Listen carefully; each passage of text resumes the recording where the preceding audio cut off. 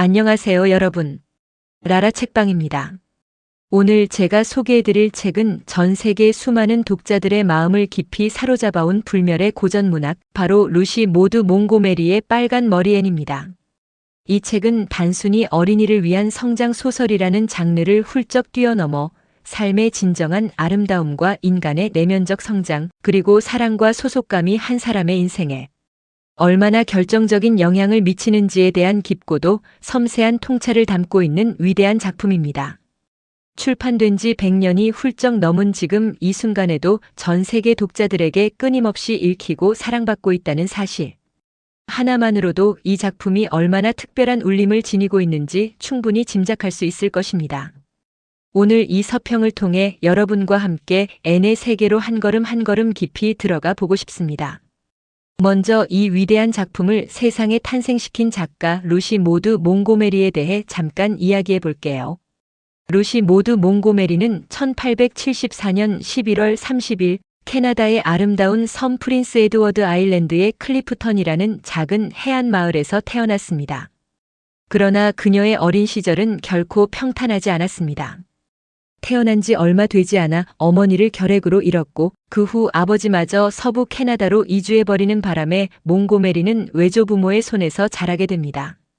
이 외로운 성장 배경은 훗날 그녀가 창조한 앤이라는 캐릭터에 고스란히 녹아들게 됩니다. 사랑하는 사람 곁에 있고 싶지만 그럴 수 없는 현실 속에서 몽고메리는 자연과 상상의 세계를 친구 삼아 어린 시절을 버텨냈습니다.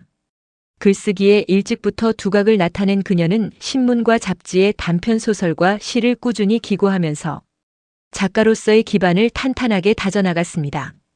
그녀가 빨간 머리 앤을 처음 출판한 것은 1908년의 일로 이 작품은 출간되자마자 폭발적인 반응을 얻으며 순식간에 베스트셀러 반열에 올랐습니다. 당시 미국의 국민 작가였던 마크 트웨인은 앤을 가리켜 상상 속에서 탄생한 어린이 캐릭터 중 가장 사랑스럽고 매력적인 인물이라고 극찬했을 정도였습니다. 몽고메리는 이후 앤을 주인공으로 한 시리즈를 총 8권으로 완성하면서 캐나다를 대표하는 국민 작가로 확고하게 자리매김하게 됩니다. 그녀의 삶 자체가 외로움과 상상력 그리고 글쓰기를 향한 끊임없는 열정으로 가득 찬 앤의 삶과 너무나도 닮아 있었기에 이 작품이 그토록 생생하고 진실되며 마음을 울리는 것이 아닐까 싶습니다. 자, 그럼 이제 본격적으로 빨간 머리 앤의 이야기 속으로 깊이 들어가 보겠습니다. 이야기는 캐나다의 아름다운 섬 프린스 에드워드 아일랜드의 에이벌리라는 작고 조용한 시골 마을에서 시작됩니다. 이 마을에는 매슈 커스버트와 마릴라 커스버트라는 남매가 살고 있습니다.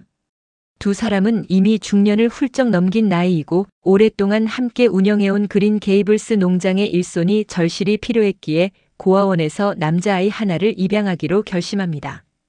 순박하고 말수 적은 매슈가 직접 기차역으로 아이를 데리러 가는데 역 플랫폼에 도착하자 그를 기다리고 있는 것은 뜻밖에도 남자아이가 아닌 빨간 머리에 주근깨가 가득한 얼굴을 한 11살짜리 깡마른 여자아이였습니다. 바로 앤 셜리입니다. 앤은 처음 보는 순간부터 마치 오랜 친구를 만난 것처럼 거침없이 말을 쏟아냅니다. 기차역 플랫폼에서부터 마차를 타고 그린 게이블스로 향하는 긴 길. 내내 앤은 창밖에 펼쳐지는 풍경의 아름다움에 연신탄성을 지르고 길가의 꽃과 나무와 연못과 언덕에 제각기 자기만의 이름을 붙이며 눈앞의 세상을 상상의 색깔로 물들여갑니다. 하얀 꽃이 흐드러지게 핀 사과나무 길을 흰 기쁨의 길이라 이름 붙이고 연못을 빛나는 물의 호수라 부르는 앤의 모습에 말수가 적고 내성적인 매슈는 자신도 모르게 조용히 미소를 짓게 됩니다. 그렇게 그린 게이블스에 도착한 두 사람을 맞이한 마릴라는 그러나 당혹감을 감추지 못합니다. 원했던 것은 농장 일을 도울 수 있는 남자아이였는데 눈앞에 있는 것은 뼈만 앙상하고 수다스러운 여자아이니까요. 마릴라는 앤을 다시 고아원으로 돌려보내야겠다고 단호하게 말합니다. 그 밤 앤은 자신의 슬픈 과거를 마릴라 앞에 담담하게 털어놓습니다. 태어난 지 얼마 안 되어 부모님을 모두 여의고 이 집 저 집을 떠돌며 남의 아이들을 돌보는 일을 해왔다는 것, 제대로 된 가정 한 번 가져본 적 없이 살아왔다는 것, 그리고 지금 이 그린 게이블스가 자신이 처음으로 진짜 집이라고 느낀 곳이라는 것을 앤의 이야기를 들으며 마릴라의 굳어있던 마음이 조금씩 흔들리기 시작합니다. 매슈의 간절한 설득도 한몫했고 무엇보다 앤이라는 아이가 그토록 힘든 삶을 살아왔으면서도 세상을 향한 밝고 순수한 눈빛을 잃지 않고 있다는 사실이 마릴라를 움직였습니다. 결국 마릴라는 앤을 그린 게이블스에 머물게 하기로 결정합니다.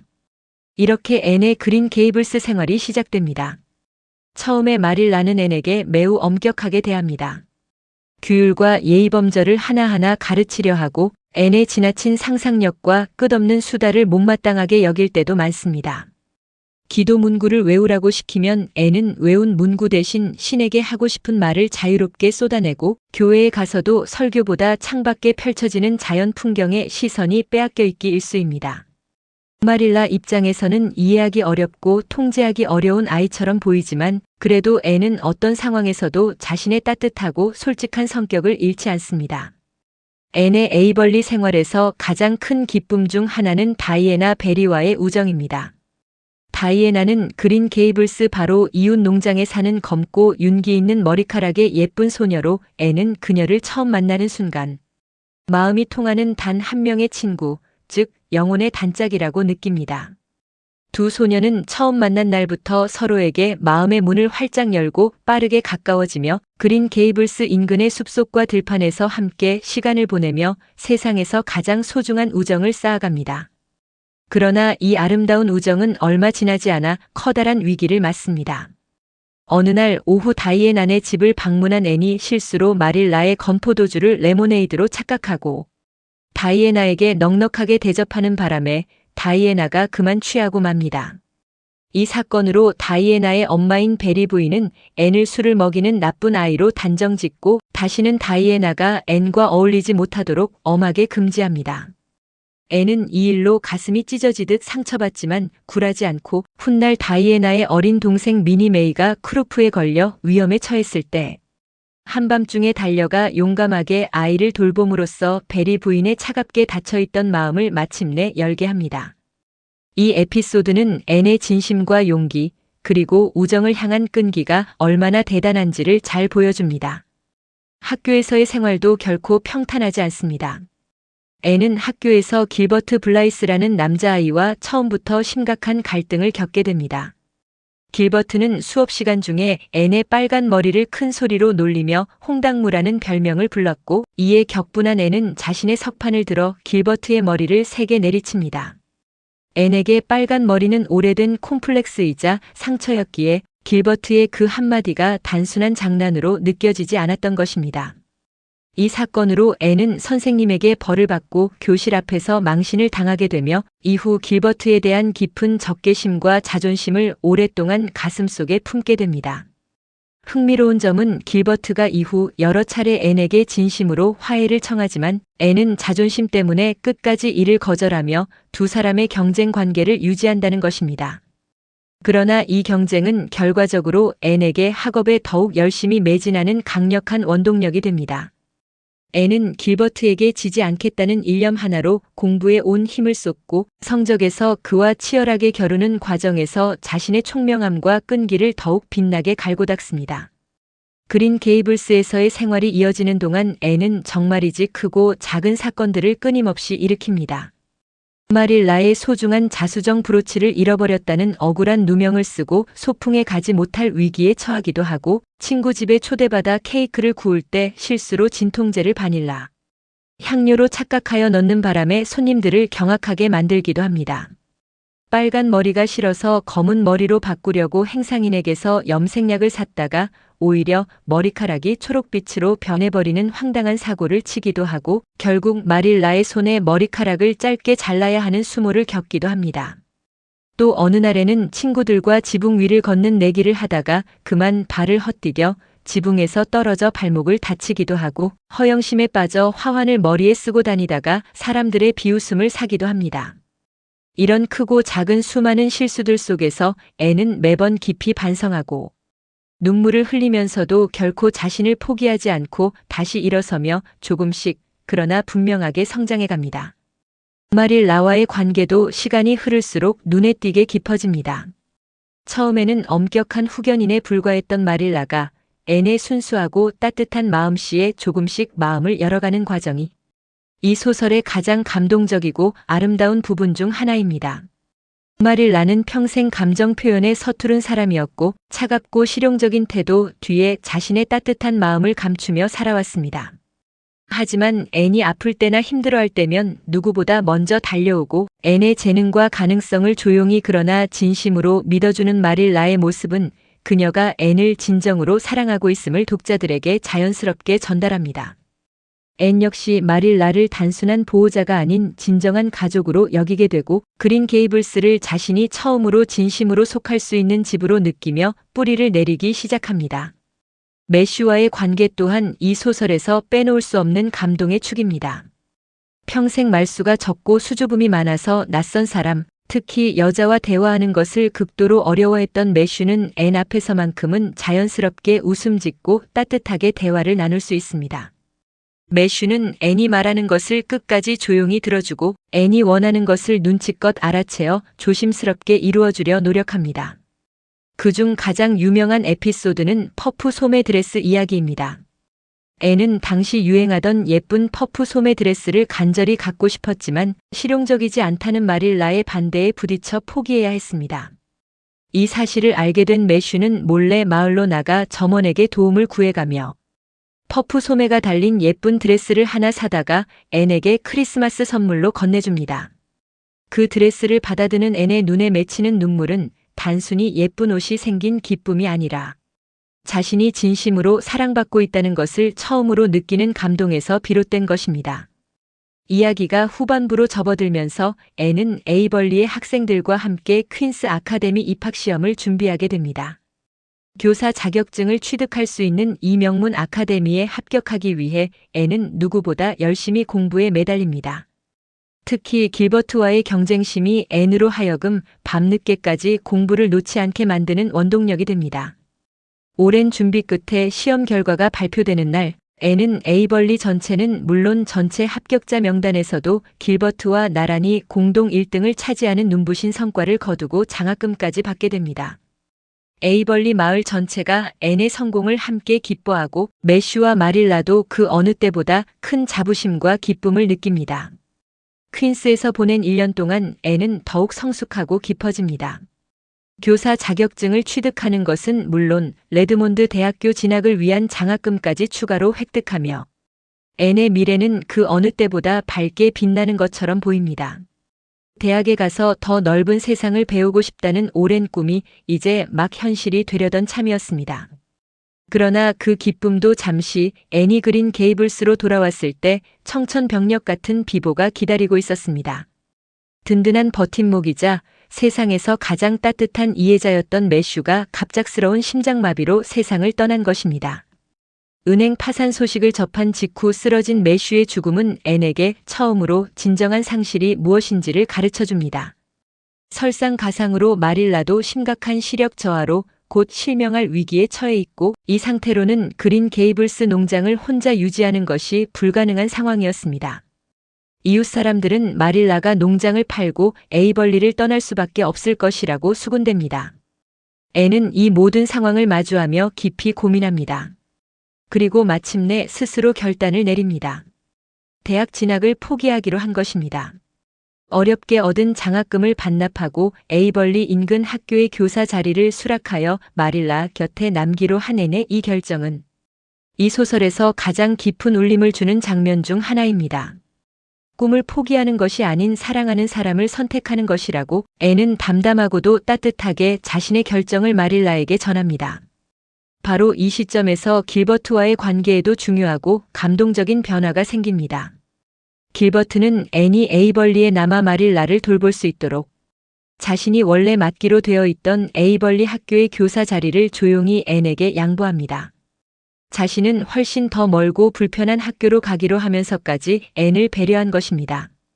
이 사실을 알게 된 앤은 마음속에 오랫동안 쌓아두었던 자존심과 앙심을 비로소 내려놓고 집으로 돌아가는 길에 마침내 길버트에게 걸음을 멈추고 진심으로 화해의 손을 내밉니다.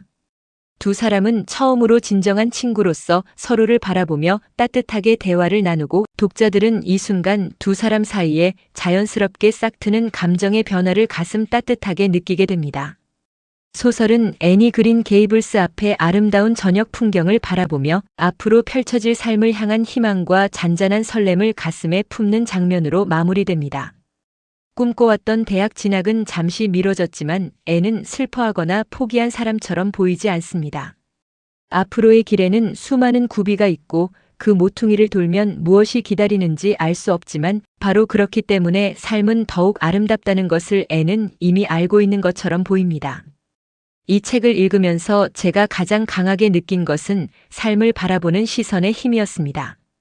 애는 객관적으로 보면 정말로 불행한 환경에서 자라난 아이입니다. 부모를 일찍 잃고 여러 가정을 전전하며 어린 나이에 남의 아이들을 돌보는 일을 해왔고 진심으로 사랑받는다는 느낌을 가져본 적이 거의 없는 아이입니다. 그럼에도 불구하고 애는 세상을 원망하거나 자신을 불쌍히 여기는 대신 모든 것에서 아름다움을 찾아내고 상상력으로 세계를 풍요롭게 물들여갑니다. 이것은 단순한 낙천주의나 현실 회피가 아닙니다.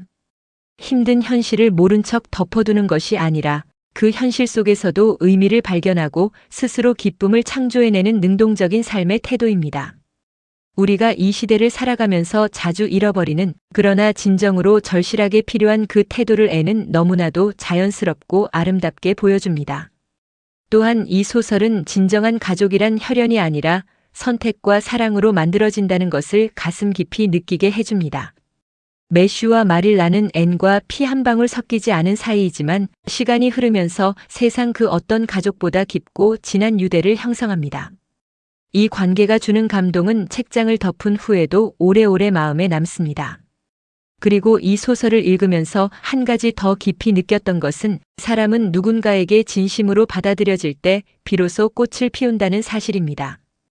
애는 그린 게이블스에 오기 전까지는 단 한 번도 자신이 있어도 되는 존재라는 확신을 가져본 적이 없었습니다. 그런 애니 매슈의 따뜻한 눈빛 하나, 마릴라의 조용한 믿음 하나에 서서히 변해가는 모습을 보면서 사람이 사람에게 줄 수 있는 가장 큰 선물은 바로 존재 자체를 인정해주는 것이라는 생각이 마음속에 선명하게 새겨졌습니다. 배울 점에 대해서도 이야기해 보겠습니다. 첫째, 자기 자신을 있는 그대로 받아들이는 용기입니다. 애는 빨간 머리와 죽은 깨를 오래된 콤플렉스로 여기면서도 그것 때문에 자신의 본질적인 가치를 의심하거나 스스로를 낮추지 않습니다. 누군가 자신을 비웃거나 무시해도 애는 끝내 자신만의 세계와 자존감을 지켜냅니다. 둘째, 실수를 두려워하지 않는 자세입니다. 애는 살아가는 동안 수없이 실수를 저지르지만 매번 진심으로 반성하고 다시 일어납니다. 실수 자체가 문제가 아니라 실수 앞에서 어떻게 반응하느냐가 그 사람의 진짜 모습을 결정한다는 것을 애는 몸소 보여줍니다. 셋째, 인간관계에서의 진심과 끈기입니다. 애는 다이애나와의 우정을, 마릴라와의 관계를, 길버트와의 오랜 갈등과 화해를 진심을 다해 이루어냅니다. 관계는 하루아침에 만들어지는 것이 아니고 때로는 오해와 갈등과 상처를 넘어서야만 비로소 더 깊고 단단해진다는 것을 이 소설은 따뜻하게 알려줍니다. 넷째, 사랑하는 사람을 위한 헌신의 아름다움입니다. 앤이 대학 진학이라는 꿈을 내려놓고 마릴라 곁에 남기로 한 결정은 어떤 의미에서는 희생이지만 앤은 이를 원망이나 체념이 아닌 사랑의 선택으로 받아들이고 그 안에서도 희망을 잃지 않습니다. 마지막으로 깨달은 점을 이야기하며 오늘 서평을 마무리하고 싶습니다. 저는 이 책을 읽으면서 우리 모두가 저마다 자신만의 그린 게이블스를 찾고 있다는 것을 깨달았습니다.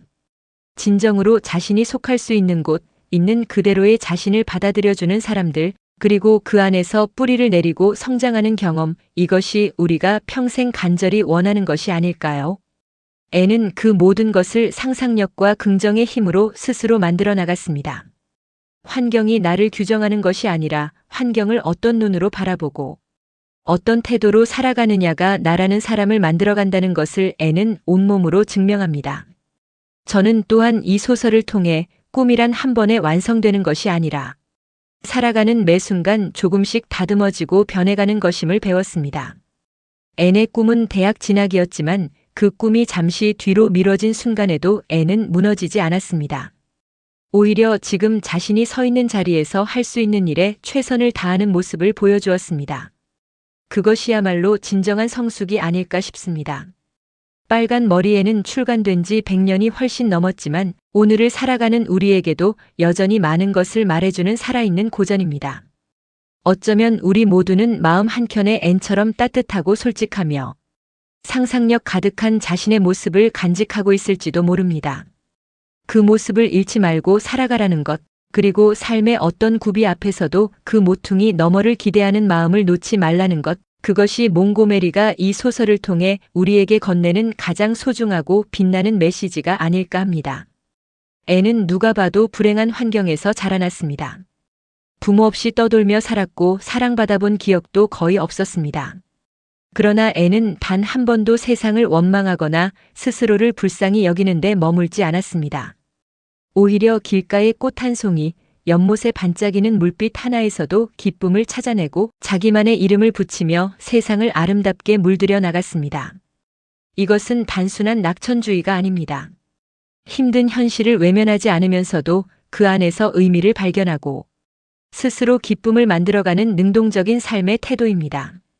저는 이 소설을 통해 환경이 나를 규정하는 것이 아니라 그 환경을 어떤 눈으로 바라보느냐가 결국 나라는 사람을 만들어간다는 것을 새삼 깨달았습니다.